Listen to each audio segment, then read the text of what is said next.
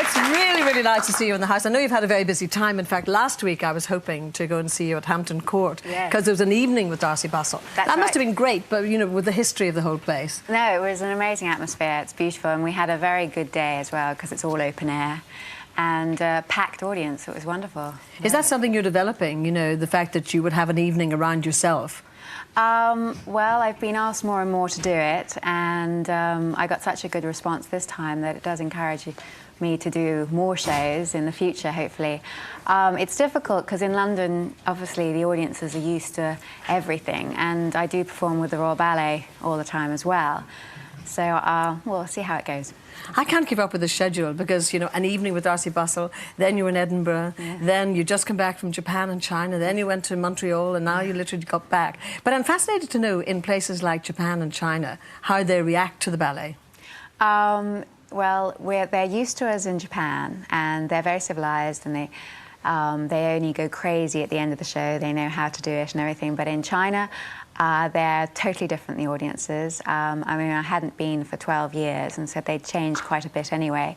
But the audience, they all have mobile phones now, and instead of actually turning them off, they all answer them.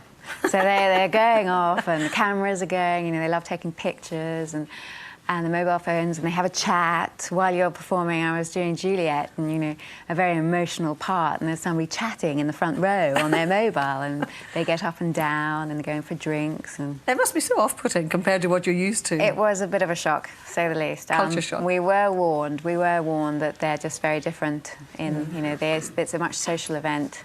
And then, of course, you have a summer season coming up, so it's all systems go now. Sadler's Wells Theatre. So how long will you be there for? All summer? We're there basically for a month. The whole of July, and we start on the 6th of July, and I think we finish on the 31st. Well, we promise you they will not be answering phones and eating crisps while they're doing that here at Sadler's Wells. Let me ask you about the physical demands of being a dancer, because I guess some people look at it from the outside and say, oh, well, it's a nice little evening job, basically. Yes, no, I try and, you know, pretend that it's a 9-to-5 job, but you can start at 8:30 in the morning with Pilates, which is like body conditioning, if you haven't got such a busy day, and then classes at 10:30, and you can go on until 6:30. If I have a show in the evening, I would conserve my energy and not rehearse too much during the day, and finish about 4:30, and then do a show from 7:30 till, you know, you're out about 11. Is it a question that as a dancer you get addicted to the discipline and the exercise and your body being really trim? Oh yes, it's a bug, without a doubt. I'm addicted to just doing the technique as well.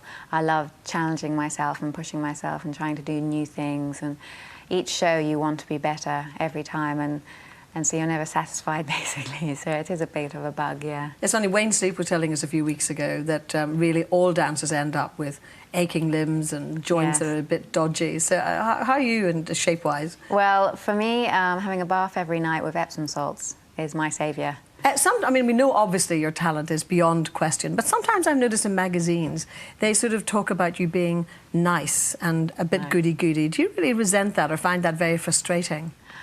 I don't. I mean, I suppose the ballerina is meant to have an image of sort of a diva and have everybody run around after them. And because I've never had that reputation, it disappoints people, I think, that I don't turn around and go, get me this, or I'm having a drama, I've got a show tonight, or things like that, you know.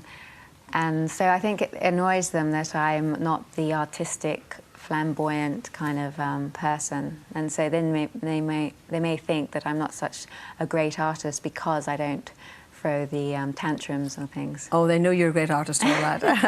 But as you say, I guess it's like opera singers or ballet, whatever. People expect the mould, don't they, yes, or the stereotype? They want this image, and if you're slightly different, then they think, oh, well, you can't be. You can't be the real thing. I know you love your profession, but are there days when you think, this regime is just so tight, I just want to stay at home and do something ordinary? Oh, desperately, yes. I mean, the seasons are very long, and I didn't take a break last summer, so I have been working a very stupid schedule, as I've overdone it, basically, and you realise that you stop enjoying it if you don't have a rest from it now and then, because doing that many shows or repeating repertoire and things like that, you can get bored of it, and that's the worst thing, to perform and not feel that you're giving your all and that you're loving every minute of it, because that's so important, not just to the audience but to myself. And so a rest now and then is a very good idea. And you feel sometimes, because I know you're married, but you feel sometimes a bit me. I have to rehearse. I mean, I have to do this. Oh, I've got to be in peak condition. Oh, no, it's an incredibly selfish art. I think just because of the nature of it, it's visual. You're in front of a mirror all the time and you're analysing yourself all the time. So to be able to escape and go home and forget about it is the saviour, because I think I'd drive everybody crazy if I was going ballet, ballet, ballet, ballet. And is your husband supportive of everything you do? Does he, incredibly. He fits in with everything? Incredibly well, because I don't know how he does it, because I think if I was him, I'd be going crazy sometimes. I go, just shut up. Well, at least you're home base for the summer, which is very, very good. So which roles are you dancing this year? At Sadler's Wells Theatre, I start with Giselle, and there's 2 triple bills, which are 3 short ballets. The first one, I do a Mark Baldwin ballet, which is a new ballet, choreographed on me and another principal girl, which is quite, it was more unusual. I have a wonderful costume that is flesh and is made to look like I have tattoos on my skin, which is a lot of fun to wear something like that, very different. And then I'm doing a beautiful Balanchine ballet, an American ballet, called Serenade. And that's in the 2nd triple bill by the end of the season. Well, I think there's an awful lot of discipline ahead, but we're delighted you came to see us. Thank you very much indeed. Thank you. Darcey Bussell.